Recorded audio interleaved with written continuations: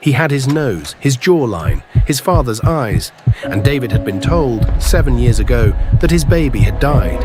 He had grieved that child. He had buried that grief. He had rebuilt his life on top of it. And now that child was standing across a gymnasium, alive, looking right at him. Before we continue, drop a comment and let us know where in the world you are watching from. And if you have not subscribed yet, hit that subscribe button right now. You do not want to miss how this story ends. David Osei was 34 years old, software engineer, quiet, methodical. The kind of man who thought before he spoke and meant everything he said. He had grown up in Atlanta, second of 4 children. His father had been strict and present in equal measure. His mother had been the kind of woman who remembered every birthday in the extended family and sent a card to each one without fail. David had absorbed all of it, the reliability, the follow-through, the belief that family was not a feeling, it was a practice. He had wanted children since he was 22, not in a desperate way, just clearly, specifically, the way some people know what they want before life has given them the opportunity to pursue it. He had met Vanessa at 26, and for 2 years, everything had looked exactly like what he had always wanted. Vanessa Cole was 28 when they met. Beautiful, driven, complicated in ways David found interesting rather than exhausting at first. She worked in marketing, and she was ambitious in the particular way of someone who had grown up with very little and had decided very early that she was not going back. She loved David. That part was real, but she had a version of the future in her head. And David, for all his qualities, did not fit that version the way she needed him to. He was not moving fast enough, not earning enough, not becoming the thing she had decided she needed beside her. She had never told him any of this directly. She had told herself she would figure it out. Then she found out she was pregnant, and the version of the future in her head became impossible to ignore. David found out at 7 weeks. Vanessa told him over dinner. He set down his fork, looked at her, said nothing for a moment, then said, "We're having a baby," not a question, a statement. The statement of a man who had already decided, years before this moment, who he was going to be when it arrived. Vanessa watched him. She saw the joy on his face, and she felt complicated. The pregnancy progressed. David was present for every appointment. He read books. He set up a savings account specifically for the baby. He told his mother at 10 weeks. She cried. At 14 weeks, Vanessa went to an appointment alone. She told David she would handle this one, that it was just a routine check. He trusted her. She did not go to the appointment. Or rather, she went somewhere else, somewhere she had been thinking about for 3 months. Somewhere she had convinced herself was the only way. 3 days later, she called David. She was crying. She told him she had lost the baby. Complications. Sudden. Nothing could have been done. David drove to her apartment immediately. He sat with her for hours. He held her while she cried. He was the one who called both their families. He organized everything. He carried the grief for both of them because that was who he was. 3 weeks later, Vanessa ended the relationship. She said she needed space, that the loss had changed things, that she needed to process it alone. David said he understood. He did not fully understand, but he respected it.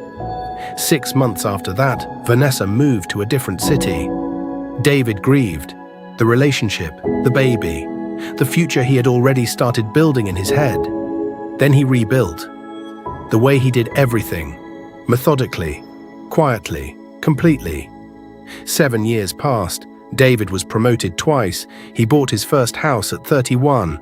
And he started coaching youth basketball on Saturday mornings, something that had begun as a way to fill weekends and had become the thing he looked forward to most each week.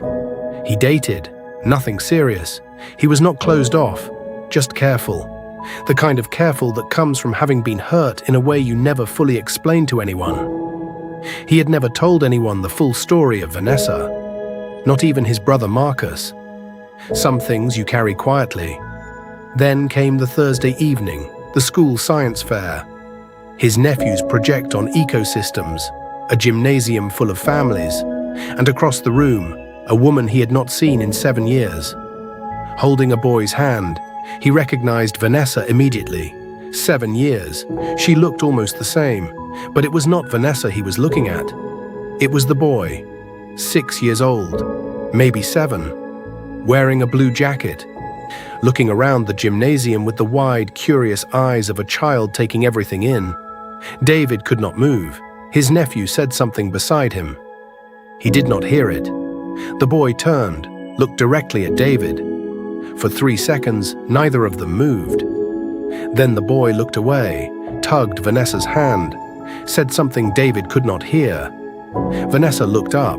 She saw David, and in the half second before she controlled her expression, he saw everything. The recognition, the calculation, the fear, all of it. In half a second, he told his nephew he would be back in a few minutes. He crossed the gymnasium. Vanessa saw him coming. She straightened, said something to the boy. The boy moved slightly behind her leg. David stopped 3 feet away. He looked at the boy, then at Vanessa, then back at the boy. He said one word, quietly, and so only she could hear it. How? Not a question with a rising inflection, a word delivered flat. The specific flatness of someone who already knows the answer and is giving the other person one opportunity to confirm it. Vanessa said his name. He said, "How old is he?" She said nothing. He said, "Vanessa, how old is he?" She said, "This is not the place." He said, "You are right, it is not." He took a breath, said, "I will call you tomorrow." He looked at the boy one more time. The boy was looking back at him with the open curiosity of a child who does not yet understand what adults carry. David turned, walked back to his nephew, stood at the science fair display, said the right things, smiled at the right moments. He did not remember a single detail of the rest of that evening. He did not call her the next morning. He called her that night, 11:30, sitting in his car outside his house, unable to go inside and sit with what he was carrying in a room with walls. She answered.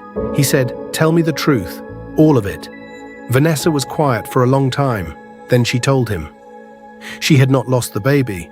She had made a choice, a private choice. One she had convinced herself at the time was the only realistic option given where they both were. But then, she had changed her mind. At the last moment, she had kept the baby. And then she had lied. Because reversing the lie felt impossible, because she had already told him the baby was gone, because she had watched him grieve, and could not find the version of herself that was able to walk back into that grief and say, "I lied. He is alive. He has been alive this whole time." David sat in his car, a phone against his ear, not speaking. She said his name. He said, "What is his name?" She said Noah. David closed his eyes, said, "I want a DNA test, and then I want to talk to a lawyer." Then he ended the call. He sat in his car for a very long time. The DNA test confirmed what David already knew. Noah was his son. 99.998% probability. He sat with that number for a long time, said it out loud once in his empty kitchen. Noah, my son. His attorney, a woman named Claire who specialized in family law, reviewed the situation carefully. She told him he had a strong case for full parental rights. She told him the circumstances of the deception were significant. She told him the court would take seriously the fact that he had been deliberately prevented from knowing his son existed for 7 years. David asked, "What does this do to Noah?" Claire said, "That depends entirely on how both parents handle it from here." David looked at the DNA result on the table. He thought about a 6-year-old boy in a blue jacket, looking around a gymnasium with curious eyes. He said, "I want to meet him, not through a lawyer, not through a court order. I want Vanessa to introduce me, and I want it done in a way that does not frighten him." Claire looked at him, said, "Most men in your position lead with the court order." David said, "I am not interested in winning. I am interested in my son." The first meeting happened on a Saturday morning. A park, neutral ground. Vanessa had prepared Noah in the way she thought was appropriate. She had told him there was someone who wanted to meet him, a man who knew her from a long time ago. David arrived first, sat on a bench near the playground. watched other children play, thought about 7 years, 7 birthdays, 7 Christmases, first steps he did not see, first words he did not hear. He did not allow himself to go too far into that. Not today. Today was about what was in front of him, not what was behind. Vanessa arrived at 10 with Noah. Noah walked up to the bench, looked at David directly, said, "My mum says you know her from before." David said, "That's right." Noah said, "Do you like basketball?" David blinked, said, "I coach it on Saturdays." Noah's eyes went wide. He said, "For real?" David said, "For real." Noah sat down on the bench beside him. Vanessa stood nearby, watching. Her expression was the specific expression of someone watching a consequence they earned arrive with more grace than they deserved. While Noah played on the climbing frame, David and Vanessa sat on the bench. He said, "I need you to understand what you took from me, not as an accusation, as information." He said, "I grieved him. I grieved him the way you grieve a child. I had a name picked out. I had a savings account. I called my mother and told her she was going to be a grandmother. And then I called her back and told her the baby was gone." He said that was a real grief, based on a lie. "And I carried it for 7 years. Vanessa did not speak for a long moment. Then she said, "I know." She said, "There is nothing I can say that makes that okay." She said, "I made the worst decision of my life, and the worst part is, I made it thinking I was being practical." David looked at her, said, "How is he?" She said, "He is good. He is really good." And she said, "He is exactly like you." David looked at Noah on the climbing frame, watched him for a moment, said, "I know." The legal process took 11 months. David did not pursue full custody. He pursued something more specific, guaranteed consistent presence every other weekend.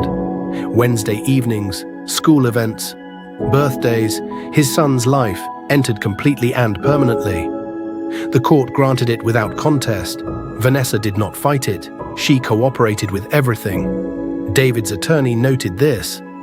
David noted it too. The first Saturday, David brought Noah to basketball coaching. The other kids accepted him immediately. Noah had his father's coordination, his father's instinct for where to be on the court. David stood at the sideline and watched his son play. 7 years, he had missed 7 years. And he could have spent every remaining year carrying that loss like a stone. He chose something else. He chose to be present for every year that was still in front of them. Starting now, starting today, starting with a 6-year-old boy in a blue jacket who wanted to know if he liked basketball. Sometimes the years you lost are not the most important part of the story. Sometimes the most important part is the first Saturday, and the one after that, and the one after that. If you enjoyed this story, please like this video and subscribe to Turning Point Tales. We will see you in the next one.